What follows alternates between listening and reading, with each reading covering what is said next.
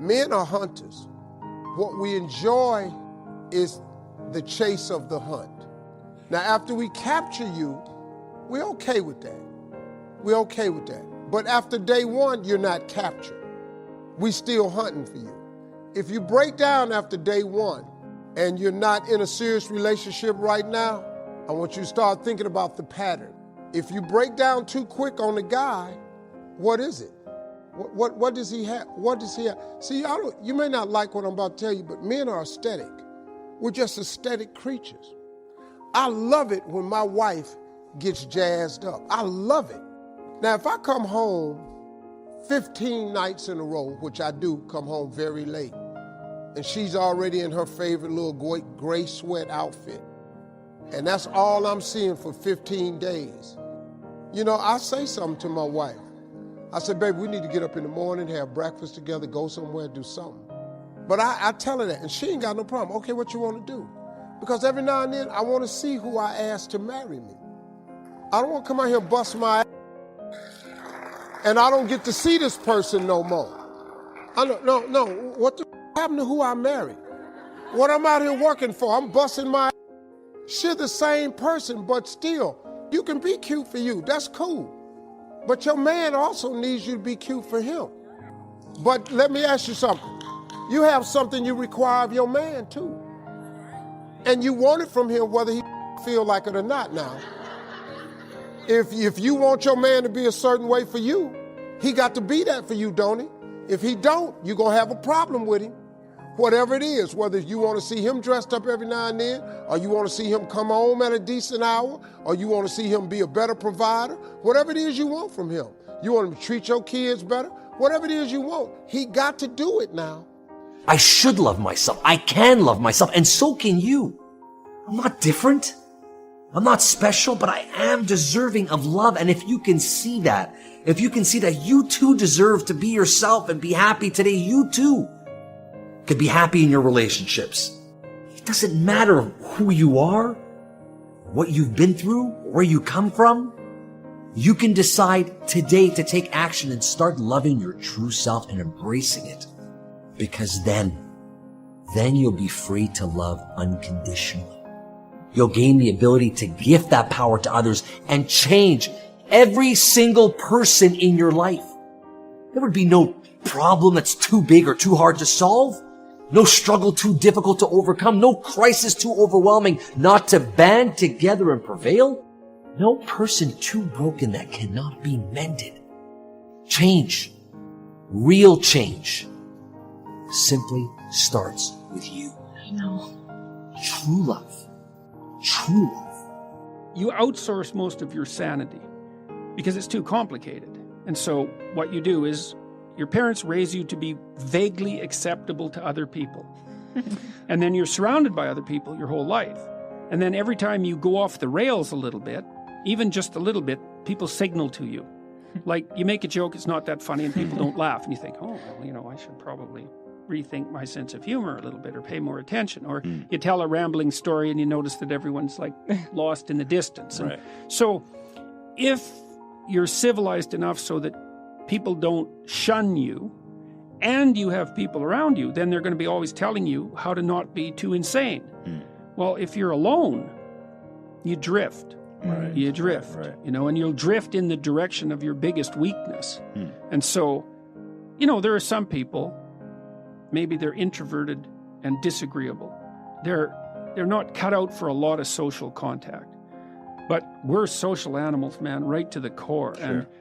And it's a suboptimal solution for the vast majority of people. I think that people are having a harder time finding, let's call them more permanent relationships, is because it's become increasingly easy to have fleeting, casual sexual relationships. I mean, Tinder is a revolution, right? It's a revolution in sexual behavior, and it's certainly not obvious that it's Is it a social thing? Is it just technology? Is this what people want to be doing? Because you think the fleeting, easier, yeah, in some ways, but the technology has enabled this fleeting sexual activity. Definitely. Okay. Definitely. And that's, but we don't want to underestimate how radical a technology that is. That's especially for men. I do feel that deep down that all these people, men and women alike, are always longing for something more meaningful. Well, I think that that's generally the case. I mean, you know, part of the reason for a relationship is sexual contact, obviously. Mm-hmm. Well, that's you don't necessarily need a relationship for that. But that's not the reason to be with someone. The reason to be with someone, when there's a lot of them. So one is, well, kids who have two parents do far better, period. The data on that is crystal clear. Doesn't mean that there aren't many single parents who struggle to do a wonderful job. Yeah. That's not the same thing. It's an average issue. So you need, plus, it's a lot of work to have kids. You know, you kind of need to divide up the labor, especially in the first year or two, you know, because the woman is completely overwhelmed in the first year, and she needs somebody around to take care of her while she's taking care of the kid, fundamentally, or at least that's the way it looks to me. So there's that. You need the stable basis for children, and it takes them a long time to mature, and they need to learn that relationships are trustworthy, right? Mm-hmm. So there's utility and stability there.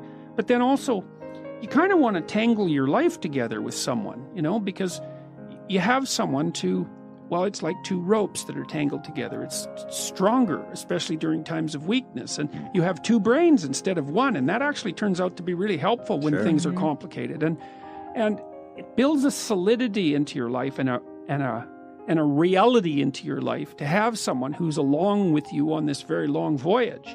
And so I think that deepens your life in a way that isn't really possible with fragmentary relationships as a single person. Definitely. And then there's more to it than that. It's like, I think of wrestling. There's this scene in the Old Testament where Jacob wrestles with an angel. He's wrestling with God, actually, which is quite an interesting... That's what Israel means, right? Wrestling with God. Yeah, that just blew me away when I learned it. It's so is that true? The true people of Israel are those who wrestle with God. Wrestle yeah, with it's God. not believe exactly. It's a whole different thing, man. It's a whole different thing. Isn't it like fear from God? What it means? That's what I thought. Well, it did from the work I did in the last couple of months looking at this, and I looked into it quite deeply. It does mean wrestling, essentially, and it does derive from that scene in the Old Testament where Jacob wrestles with God. That's when he gets the name Israel. And his hip is dislocated, right? Permanently. He has a permanent limp after that. It's no joke.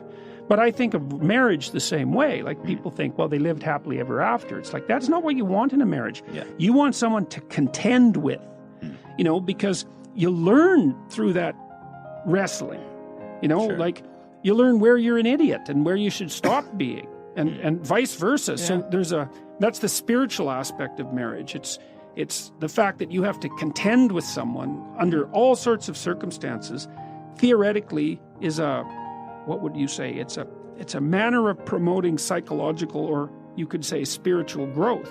And it's genuine.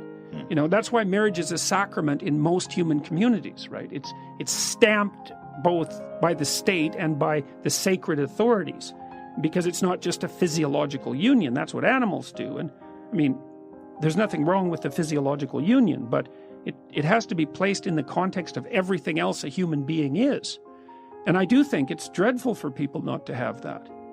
And do you think it's become harder for people to have meaningful, lasting relationships, or has it always been this hard? I feel like I thank God that I'm not dating now, because I feel like it seems like it's miserable out there right now.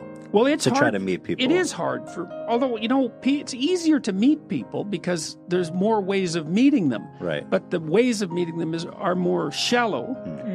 In my clinical practice, I would say that the rise of the internet dating option has actually overall been good for people who are looking for a partner.